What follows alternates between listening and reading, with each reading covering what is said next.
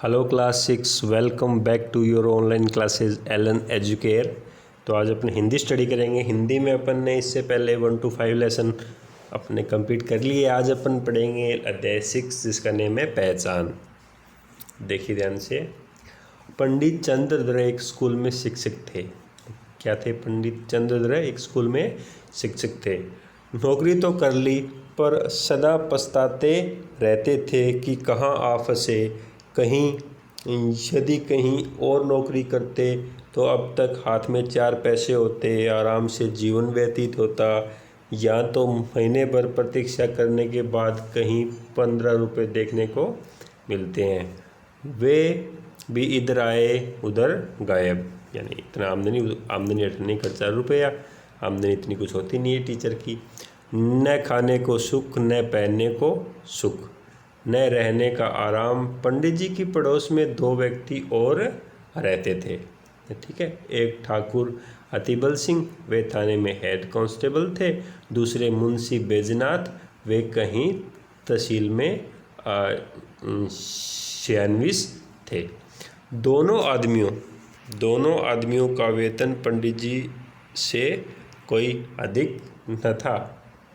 दोनों आदमियों का वेतन है वो पंडित जी से कोई अधिक न था। तब भी उनकी ज़िंदगी सुख में थी। संध्या समय वे कचहरी से आते, बच्चों को पैसे और मिठाइयाँ देते। दोनों के पास नौकर चाकर भी थे। घर में कुर्सियाँ, मेज़, गलीचे आदि भी थे। बनिए उठकर सलाम करते थे। 4 पैसे की चीज़ 1 पैसे में लेकर आते थे। लकड़ी, ईंधन मुफ्त में मिलता था। पंडित जी मन मारकर रह जाते थे।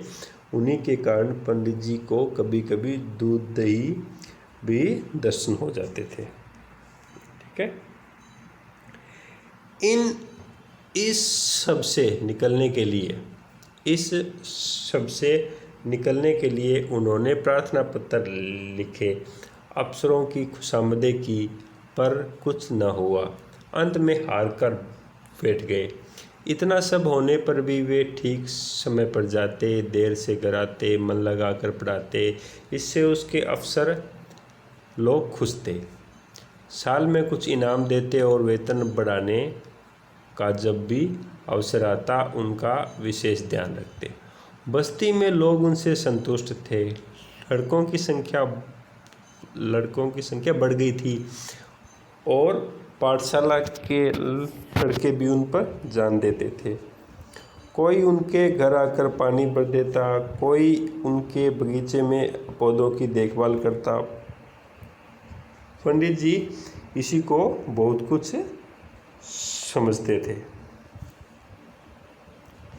एक बार सावन के महीने में मुंशी बैजनाथ और ठाकुर अतिबल सिंह ने परिवार सहित अयोध्या की यात्रा की सलाह की। पंडित जी को भी साथ चलने के लिए कहा। पंडित जी ने मना किया, परंतु जब उन लोगों ने खर्च देना स्वीकार किया तो पंडित जी इनकार न कर सके और तीनों मित्र यात्रा पर निकल पड़े। बिल्लौर से रात को 1 बजे गाड़ी छूटती थी। ये लोग खा पी कर स्टेशन पर जा बैठे। जिस समय गाड़ी आई, चारों ओर भगदड़ सी मच गई। हजारों यात्री जा रहे थे। इसी जल्दबाजी में मुंशी जी पहले निकल गए। पंडित जी और ठाकुर साहब साथ थे। वे एक डिब्बे में बैठे। जगह की बड़ी कमी थी, परंतु जिस डिब्बे में ठाकुर साहब बैठना चाहते थे उसमें केवल 4 यात्री थे। अतः ठाकुर साहब ने उसी डिब्बे में बैठना उचित समझा। ठाकुर साहब ने डांट कर एक मुसाफिर को उठने के लिए कहा तो वह बोला, यह थाना नहीं है, जरा जबान संभाल कर बात कीजिए। ठाकुर, तुम कौन हो जी? मुसाफिर, हम वही हैं जिस पर आपने जासूसी का आरोप लगाया था और जिससे आप 25 रुपये लेकर चले थे। इतने में दूसरा लेटा यात्री जोर से ठाका मारकर हंसा और बोला, अरे दरोगा साहब, आप ही नीचे क्यों नहीं बैठ जाते? यह थाना थोड़ी है आपके राज में फ़र्क पड़ जाएगा। यहाँ आपका राज चलने वाला नहीं है। मैंने तुम्हारा क्या बिगाड़ा है? मैंने तो तुम्हारी सूरत भी नहीं देखी, ठाकुर साहब ने कहा। दूसरा मुसाफिर, आपने मेरी सूरत भले न देखी, पर आपके डंडे ने देखी है। इस गांव के मेले में आपने मुझे बिना बात के डंडे लगाए थे और अपशब्द भी कहे थे।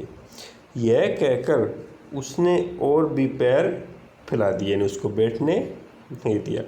पंडित जी जो अब तक चुपचाप खड़े थे, डरते थे कि कहीं मारपीट न हो जाए।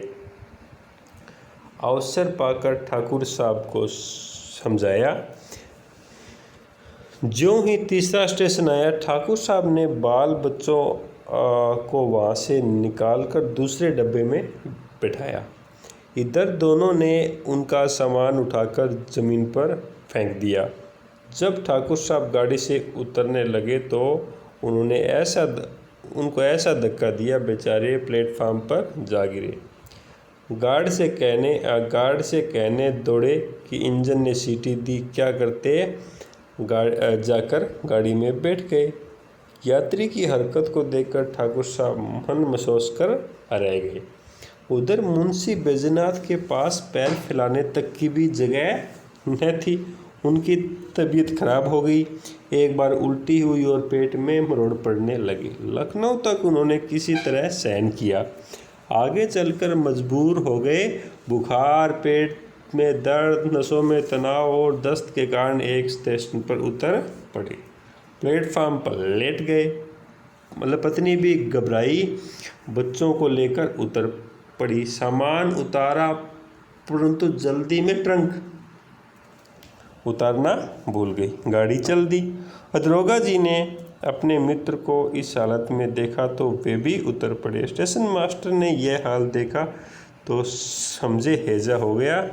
हुक्म दिया, रोगी को अभी बाहर ले जाओ। मजबूर होकर सबने मुंशी जी को एक पेड़ के नीचे लेटा दिया।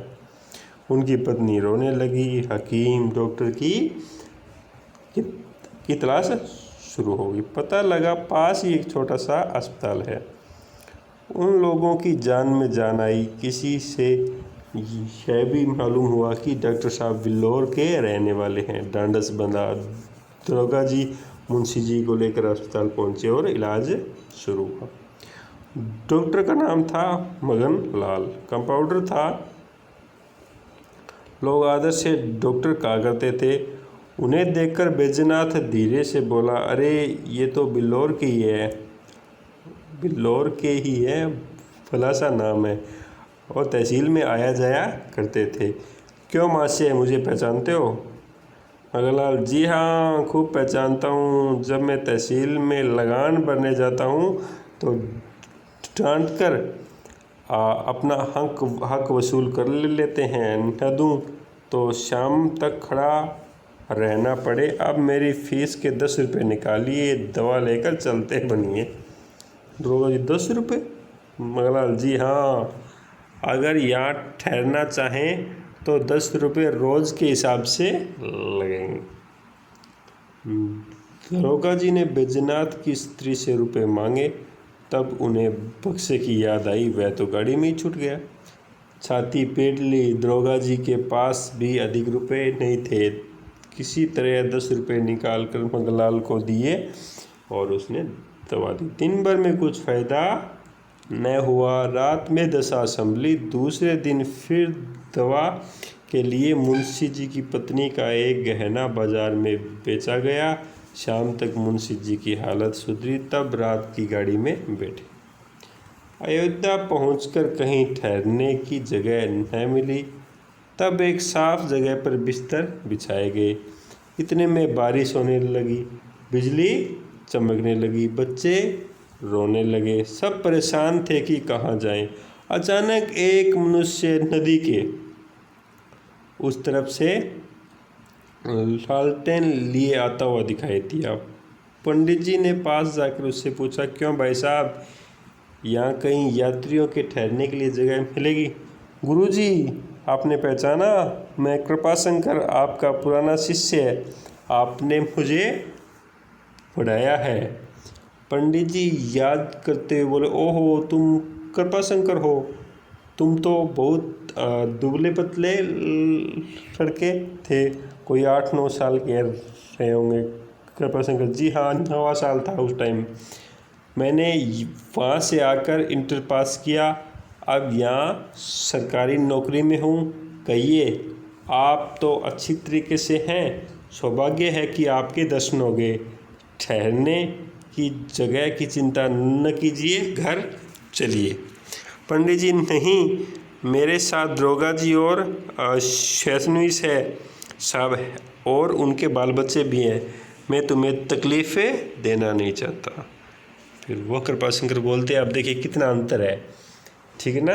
उनको जो लोग मिले उन्होंने उनके साथ में कैसा बर्ताव किया, और एक टीचर था उसके शिष्य ने उनके साथ में कैसा बर्ताव किया। फिर वो कृपाशंकर बोलता है, गुरुजी सबको साथ ले चलिए, मेरा बड़ा मकान खाली पड़ा है, आराम से 2-4 दिन ठहरिए।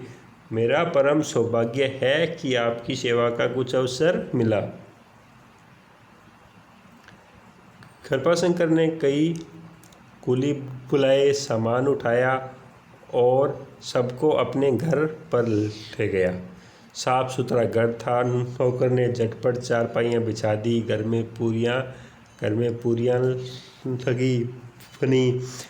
कृपाशंकर हाथ बांधे सेवक की तरह दौड़ता था। उनकी सेवा ने सबको मुग्ध कर दिया। बहुत अच्छे से उनकी सेवा की। सब लोग तो खाना खा पी कर सो गए, किंतु पंडित चंद्रधर को नींद नहीं आई। वो पूरी रात अपने अध्यापक जीवन को धन्यवाद देते रहे। पंडित जी ने आज शिक्षक होने का गौरव समझा। उन्हें आज इस पद की मान्यता ज्ञात हुई। वे लोग 3 दिन अयोध्या में रहे, किसी बात का कष्ट न हुआ। कृपाशंकर ने स्वयं उनके साथ जाकर प्रत्येक धाम के दर्शन करवाए। तीनों मित्र खुश थे। तीसरे दिन जब चलने लगे तो वह स्टेशन तक साथ आया। गाड़ी ने सीटी दी तो उसने सजल नेत्रों से पंडित जी के चरण छुए और कहा, इस सेवक को याद करते रहिएगा। पंडित जी घर पहुँचे तो उनके स्वभाव में बहुत परिवर्तन हो गया। उन्होंने फिर दूसरे विभाग में जाने की चेष्टा नहीं की और वे अपने आप को सौभाग्यशाली समझने लगे। ठीक है ना। तो टीचर इनकम से कोई प्रोफेशन है वो छोटा या बड़ा नहीं होता। किस प्रोफेशन में कितनी इज्जत होती है वो आपने इस लेसन में देख ली। वो तो एक पुलिस में थे, ठीक है ना। ऐसे बोलते हैं कि यार ये तो पुलिस में बहुत सारा पैसा है, लेकिन इज्जत यहाँ आपने देखा कितनी मिली। दूसरा कौन से डिपार्टमेंट में था वो, ठीक है ना, मतलब तहसील में थे, तो बोलते हैं कि यार उसमें बहुत पैसा है। लेकिन इज्जत के मामले में बात करते हैं तो वो अध्यापक है जिसकी इनकम तो क्या पता कम थी, लेकिन उसके शिष्य ने उसकी कितनी इज्जत की। ठीक है ना। तो कोई भी पैसा है वो खाली इनकम से छोटा या बड़ा नहीं होता। ठीक है ना। तो ये अपना लेसन हो गया है। इसके ये वर्ड मीनिंग है, ये आपको अच्छे से लिखने हैं अपनी फेयर नोटबुक में और लर्न करने हैं। इसके क्वेश्चन आंसर मैं आपको आपके व्हाट्सएप नंबर पे भेज दूंगा और आपको ये जो भी लेसन है आपको अच्छे से लिखना है और आपको याद करना है। ठीक है। Okay, thank you, have a great day.